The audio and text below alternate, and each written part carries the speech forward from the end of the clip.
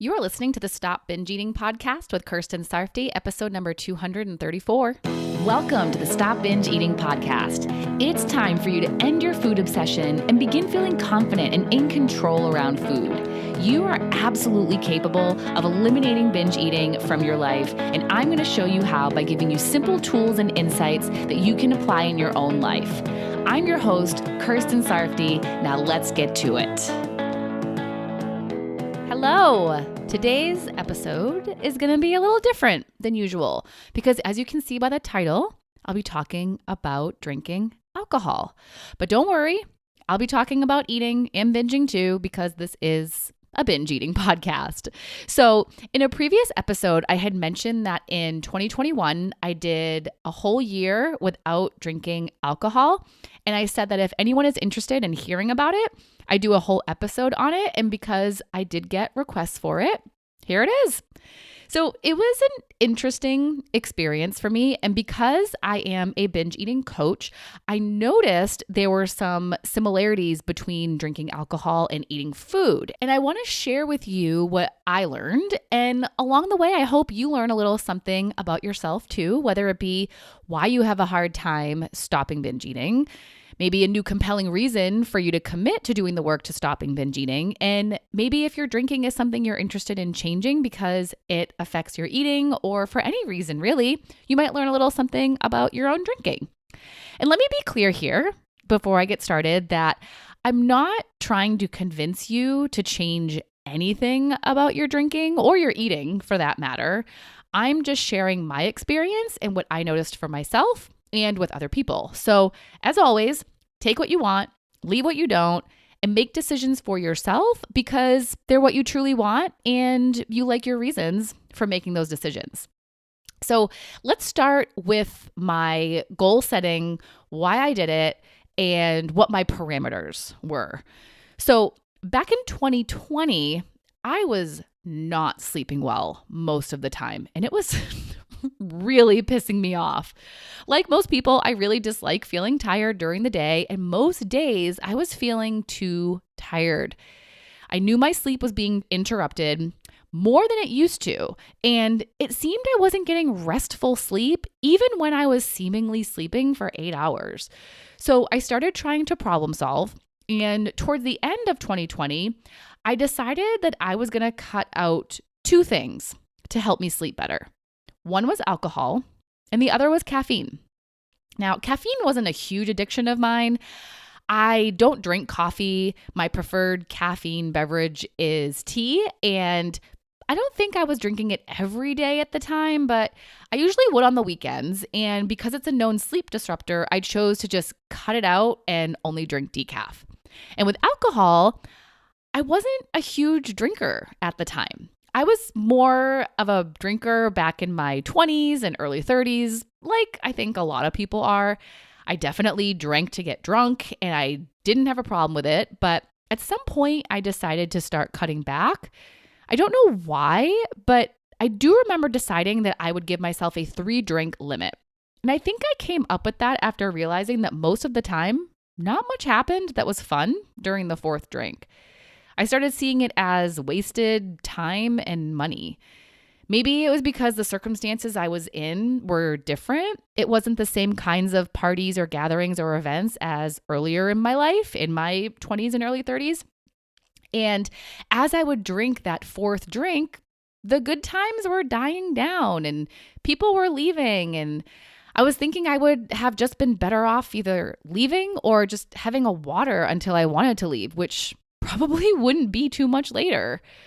Also, I've always been someone who was cognizant of my sleep. And like I said, I started seeing it as time wasted because I would be better off going to bed instead of staying out for another hour or so, just having that 4th drink. So I made my 3-drink maximum and I was not perfect with it. There were times that I did have 4 and I was okay with that. But having that limit helped me to stop and think about if that 4th drink would really be worth it or not. And I think that's something that's helpful about having limits, whether it be for drinks or for food. When you're not in the moment of enjoying yourself with the drinks or food, you've decided what you want your relationship with it to be like. And Although you may not choose to honor that limit 100% of the time, you might decide to have another drink, another cookie, another slice of pizza. Having the limit gives you a point at which you can stop and think about what you want to do next instead of not having a certain time at which you want to stop and think. I just see it as a tool that can help you stay aligned with your true wants and make decisions that are aligned with your personal goals. So I had my 3-drink maximum for a while, and at some point I lowered it to 2, I think later in 2020. So it wasn't like I went from drinking heavily to not drinking at all. It was a gradual decline in the amount I was drinking. So I think that made it easier. And this is something I recommend to people with joy foods too, if they are someone who binge eats. If you want to cut back on how much joy food you're eating, don't make a big leap from a ton to none. Decrease slowly. It's so much easier to sustain the slow change than the big one. So as 2021 was approaching, I decided to go down to none.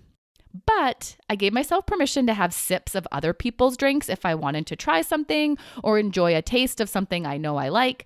And throughout the year, I think I had about 7 or so sips of alcohol. And when I decided to make this a year-long goal, I had some reservations. I don't even think I was confident that I would do it or that my reasons were compelling enough for a whole year. But I thought it would be a fun challenge to do it for a year. And I liked the idea of doing it for a whole year. I've been known to do some year-long challenges in the past. I did a year without soda, especially Diet Coke, because I was drinking it pretty much daily, sometimes more than once. And I did a year without fast food, which was anywhere that had a drive-through. So no caffeine and no alcohol was just my next year-long goal. And I was a little nervous because even though I didn't think I had a problem with either, I definitely didn't consider myself to be an addict. I still knew that I relied on both. I relied on the caffeine to wake me up so I could have fun on weekends and sometimes so I could work better on weekdays. But I didn't want to rely on it. I wanted to figure out why I was feeling tired to begin with. And I believed that not drinking caffeine would help me to find the root cause so I could work on that. And I relied on alcohol to have fun, to feel comfortable, to make me more social, and to have something to do. So back a few years ago, going out for drinks was one of my main sources of fun and pleasure. My ex and I would go out for a drink or two after dinner, or we'd go out for drinks during the day on the weekends, and I'd go out for drinks with friends. It was just an easy go-to thing to do. I also liked drinking because it would calm my social anxiety or take away any awkwardness I was feeling. So if I was feeling some kind of discomfort hanging out with people, I could just have a drink to relax myself. I also get more talkative when I drink. So I thought I was more fun to be around if I drank. I liked having a kind of racing mind of thoughts with things to say and talk about when I was drinking. So now that I wasn't going to be drinking, I didn't have that crutch like I'd had.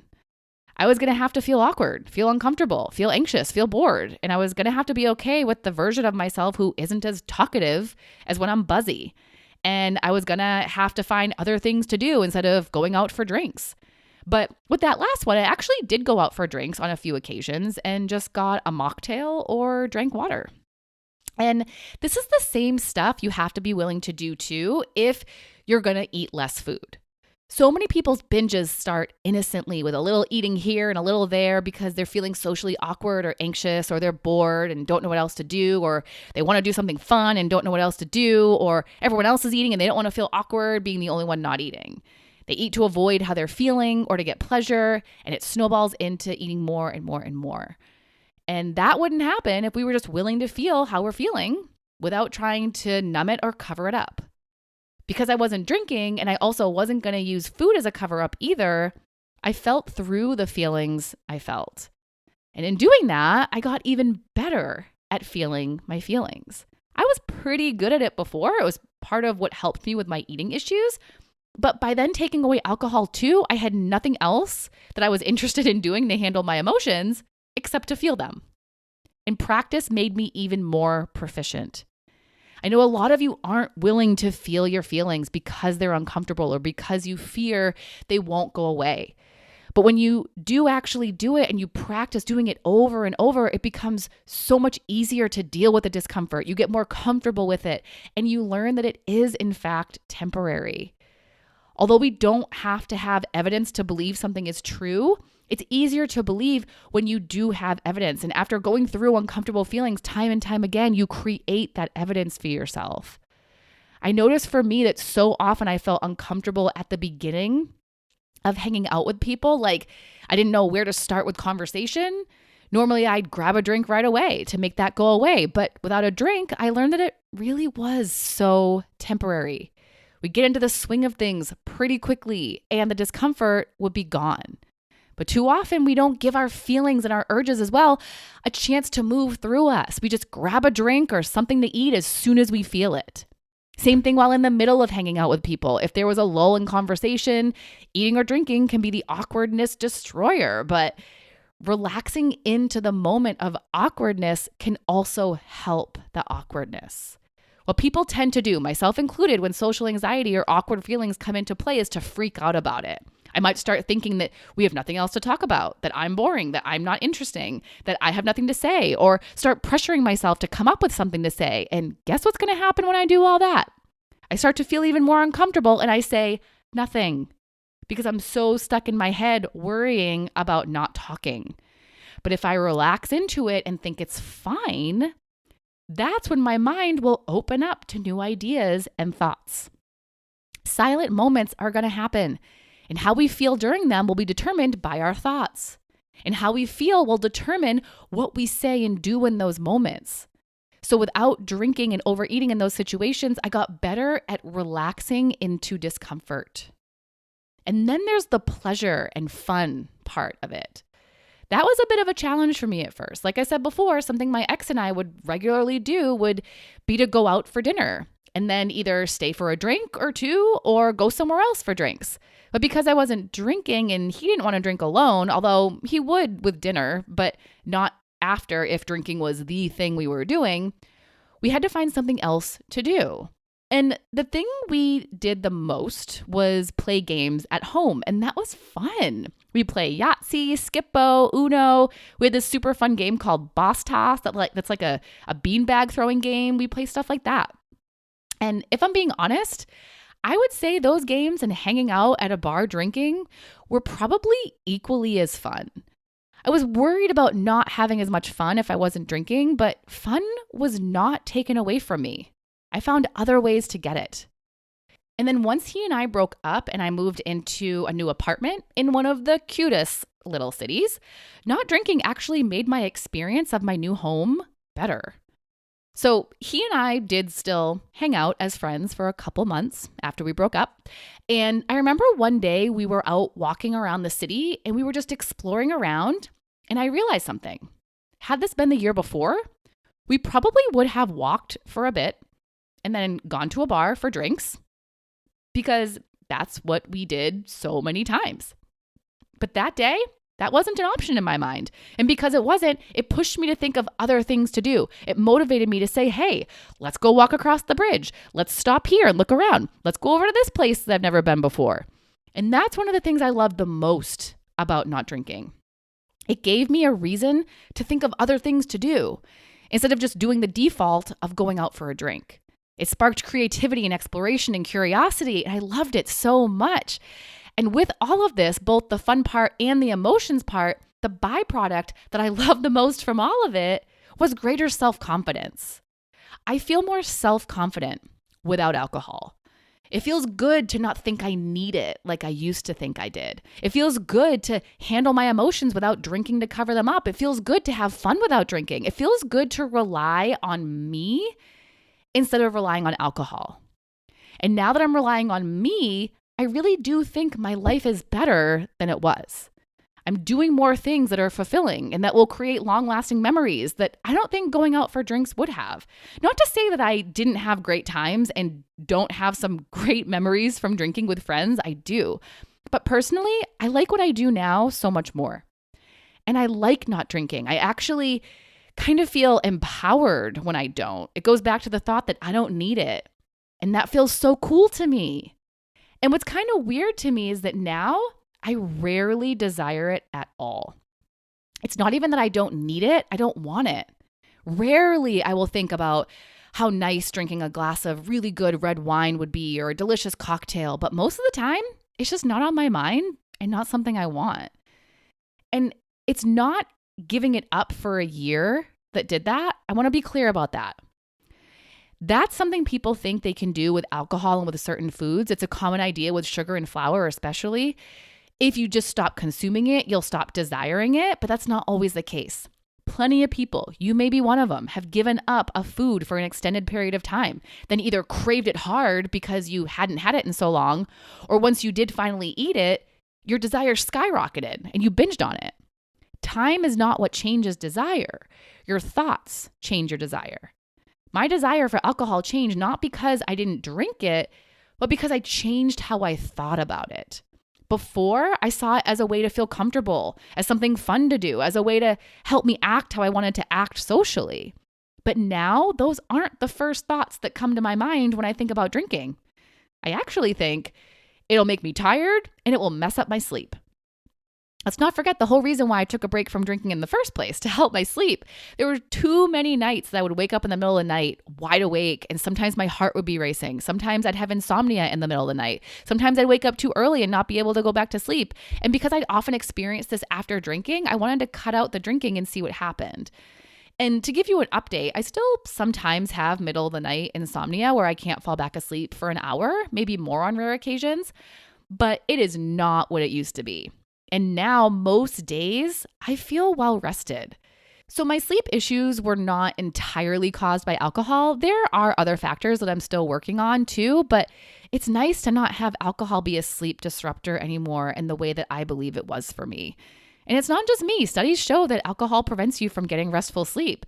And when I say that it'll make me tired and it will mess up my sleep, I always look at it like this. If I drink earlier in the day or evening, I'll be like a zombie when I stop drinking. There were too many nights that I'd stop drinking at like 6 p.m. or 7 p.m. and the rest of my night until bedtime, I wouldn't be able to enjoy myself because I'd be all zoned out after the buzz wore off and I'm coming down. Kind of reminds me of how the rest of my day would be wasted after a binge when I'm all cloudy and brain fogged from eating all that food. So then a person might then tell me to just drink until I go to bed. I've had people suggest that so that I don't have that zombie time. But if I did, that's when my sleep would be poor. I don't want either of that. I want to enjoy my evenings before bed and I want to feel as rested as I can when I wake up in the morning. And that's more important to me than getting an alcohol buzz. Just like most of the time, feeling my best is more important than getting more pleasure from food. Again, most of the time, of course. There are still occasions when I choose the food pleasure, and I'm okay with that. It's okay to get that extra pleasure sometimes and experience the consequences if I'm choosing to do it, and I like my reasons for doing it. When I look at my reasons to drink and my reasons not to, it's really no contest almost all of the time, and that's why the desire is so low. My brain so easily goes to, if I drink, I'll be tired whenever I consider having a drink. And I kind of love that it does. And it does because I trained it to go there. It also goes there because there isn't any reliance on it anymore. My brain isn't grasping onto it as a solution for anything. I have better solutions now. This is just like when people think eating a lot of food will be soothing, comforting, fun, something fun to do. And they shift into thinking more about how awful they'll feel and how it will affect them. This shift is possible. It happens for people all the time. They stop seeing eating a lot of food as a way to get what they want and get it in other ways, which might be going through the feeling that they're feeling or doing thought work or getting creative about what else they can do for fun. And they practice telling themselves what the consequences of eating all that food will be. And that's how your desire for eating so much food can decrease. So now it's been over 2 years since I set that goal. In 2021, I had no full drinks, only like 7 sips. In 2022, my first drink was on my birthday in January. I had a glass of wine at dinner, and I did it because I thought that it would be a good time to have my first drink in over a year. And it was a good glass of wine. I enjoyed it, and that was it. And I didn't have my second drink until a couple months later when my friend wanted us to go to a brewery that we had talked about previously, probably before 2021. And I decided to engage in the drinking with her.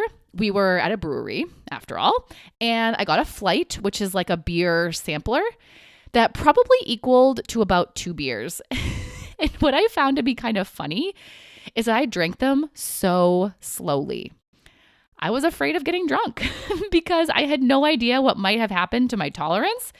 I just really don't like the feeling of being drunk anymore, which is so funny to me because like I said, back in the day, that was the goal a lot of the time, to get drunk. But now I don't like that feeling. So I took my time. And since then, I haven't had one full drink. I even went with a tour group to Ireland this year, one of the biggest drinking countries in the world. And I only had a few sips of Guinness when we went to the Guinness storehouse, a few sips of Jameson when we went to the distillery, a sip of Bailey's that someone bought for me. And don't worry, they knew I wasn't going to drink it. They were just including me. And a sip of another Irish beer at dinner one night. Even though alcohol was included with a few of the dinners that we had, I didn't drink it. And just because I was in Ireland, I wasn't going to use that as an excuse to drink because I genuinely didn't want to. I was already dealing with jet lag and we had so much packed into our schedule. I didn't want to make myself more tired by drinking. And that's why I said no, even if it was included, even if that's what my fellow travelers were doing. And even though our tour guide kept recommending bars and drinks to drink, it being included isn't a good enough reason for me.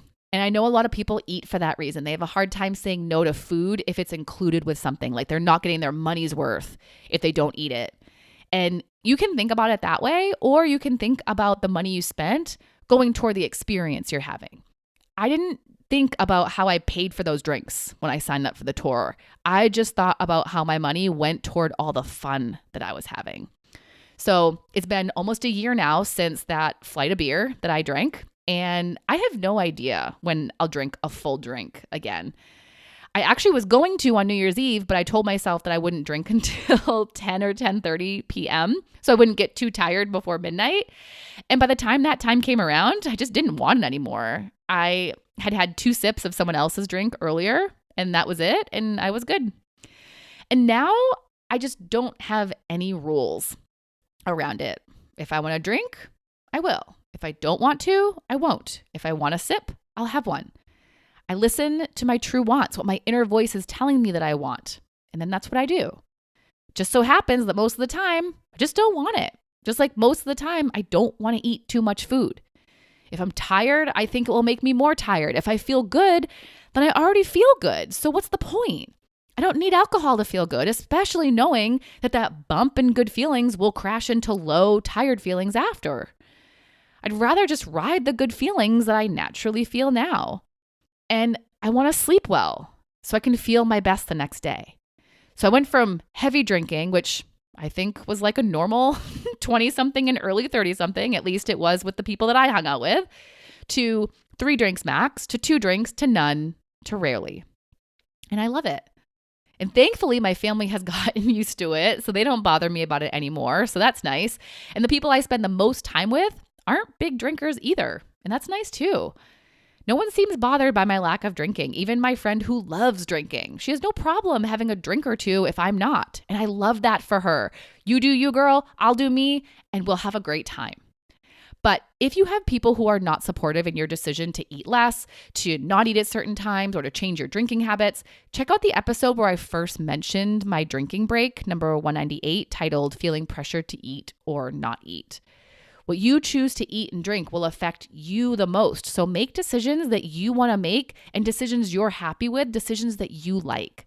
If you do choose to take a break from something, remember that time does not change how you feel. Your thoughts do. So if you spend that time thinking about how much you miss it, how crappy your life is without it, how it's not fair, that you can't have it or that you shouldn't have it, not only will your desire not change, but it's going to be very challenging to stick with it. I stuck with it because my reasons to do it were compelling. I loved them, and I believed that I would become a better version of myself through the process. And I truly believe I did.